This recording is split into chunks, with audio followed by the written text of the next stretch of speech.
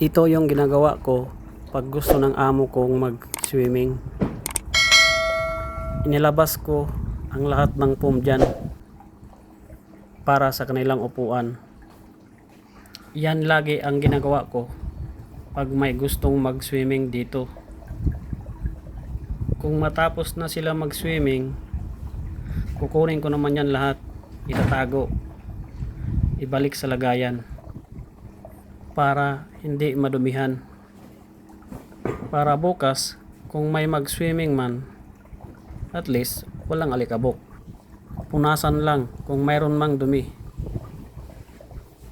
Mas madalas mag-swimming dito Friday at Saturday kasi wala silang pasok sa trabaho.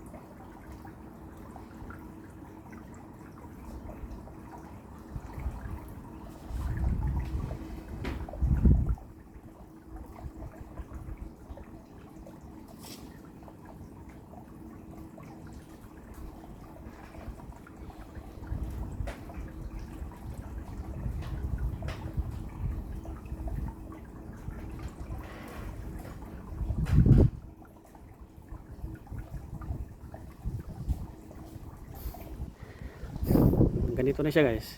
Ito yung ginagawa ko kapag Friday kasi may swimming yung amo ko mamaya mga 10 o'clock.